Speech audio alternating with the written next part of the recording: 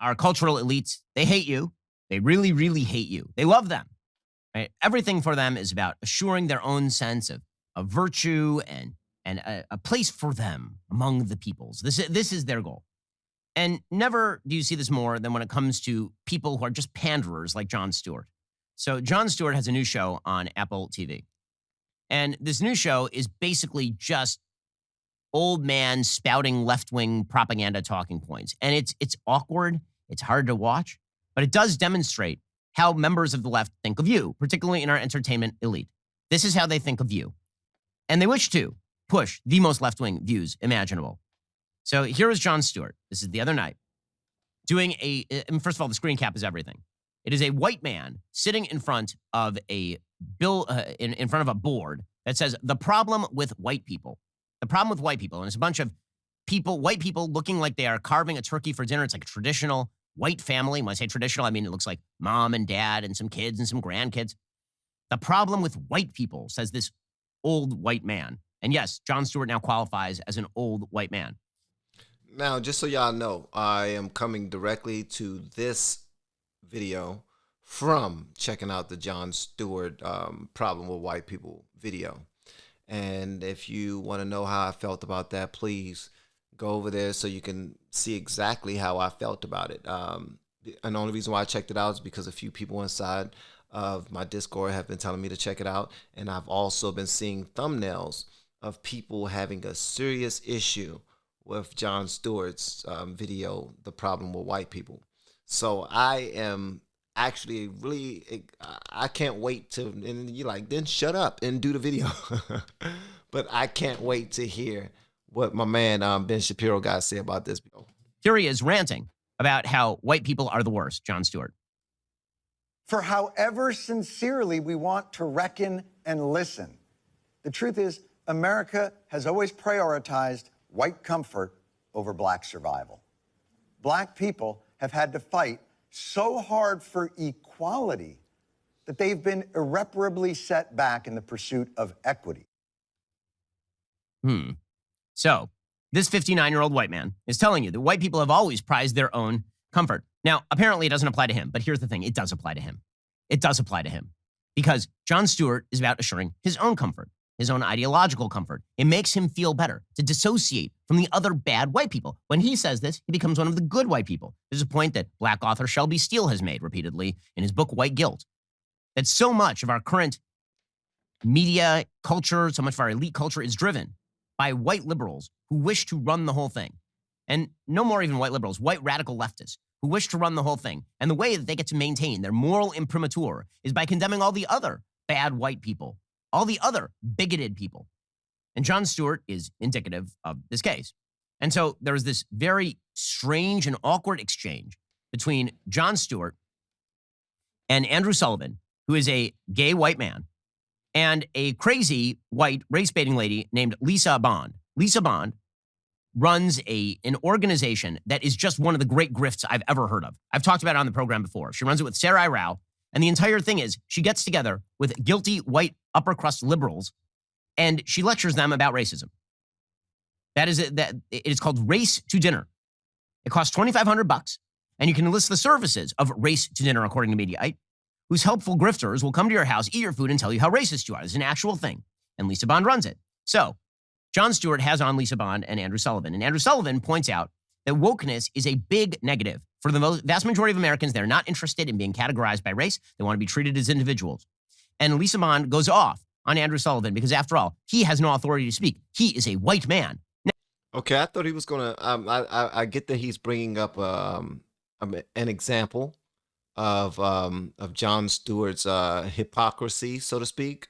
But I thought he was going to talk more about the Problem with White People show, because on the Problem with White People show from Jon Stewart, he actually pointed out a whole bunch of different things that I would like to have a discussion about, because I have questions about those things. Again, I am very much new to a lot of this political stuff. I've been ducking and dodging it for my entire life. I let my wife take over that. You want to look at the news, you look at it by yourself, because I don't feel like being stressed out about it. I'm still going to vote, and I'm going to vote not only for us, but I'm going to vote for everybody else who who needs it. If we can give, then that's how I would give. But I haven't been paying attention to all of these talk shows. But Ben Shapiro, I thought Ben Shapiro was going to speak directly on that particular video and not about why he's a hypocrite. Like some of the examples that Jon Stewart gave, some of the examples of not only him talking about problems in America that need to be rectified, but actors, rappers, right wing, left wing, different things, examples of peaceful protests by Black Lives Matter that turned up in smoke, like stuff being set on fire and whatnot, and news places. I mean, all of the news saying how it was reprehensible and horrible. And then he showed an example of Philadelphia winning a Super Bowl, and it was the exact same turnout where people was turning over cars and setting stuff on fire and knocking down statues and breaking inside of cars. But then on the news, they were saying, whoa, they look like they had a great time. So I thought that Ben Shapiro was going to speak about that because I really want to hear why he really disagrees with Jon Stewart on that part. And also, guys, don't hit the unsubscribe button until you have a full understanding of where I'm coming from, because I would like to have this conversation. Hitting the unsubscribe button is like, man, screw you. You don't know what you're talking about. Basically what that means is you don't agree with me. I don't want to hear you saying anything that you're not agreeing with. I'm not saying I don't agree with Ben Shapiro. I'm just saying I would like to see some objectivity. And what I see is him setting up a case to destroy Jon Stewart. And it's not really acknowledging the video that Jon Stewart put out. But goes off on Andrew Sullivan because, after all, he has no authority to speak. He is a white man. Now, just on the intersectional hierarchy, let's point out here that Lisa Bond is a white woman. Andrew Sullivan is a gay white man. So I don't know Lisa Bond's sexual orientation, but assuming that she's not gay, this means that he outranks her on the intersectional hierarchy because Andrew Sullivan is openly gay. That doesn't matter because Andrew Sullivan is about to say something that is not in line with leftist thinking. You only get to be on the leftist intersectional hierarchy if you agree with everything that they say, which is how Jon Stewart gets to say the things he says. So Lisa Bond is about to rip into Andrew Sullivan, and Jon Stewart will agree because Jon Stewart has lost the thread, because left-wing America has lost the thread. I'm going to put everybody in the thing. All of us white people do this. I don't care if we say we're abolitionists. I don't care if we say we're progressive. I don't care if we're literally members of the KKK. Every single white person upholds these systems and structures of white supremacy, and we have got to talk about it. If I could finger snap, I would finger snap right now. Because finger snapping. And look at all these white people talk about how morally superior to you they are.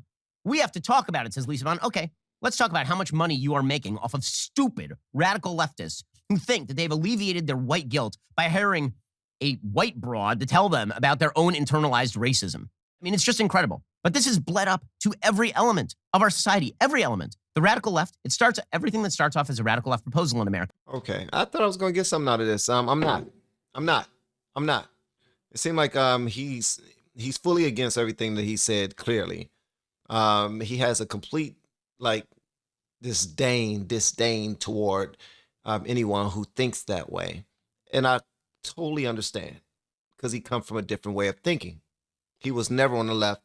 I heard he's not even on the right. Someone told me that he's not really on the right. He's just right leaning as well. And he's extremely intelligent. But this is not an objective attempt of understanding. This is just, you're wrong, and I'm going to tell you why, because I'm a prosecutor. Let me kill you. Bow, bow, bow, bow, bow, bow, bow, bow, bow. I want to know why they're wrong. Break it down.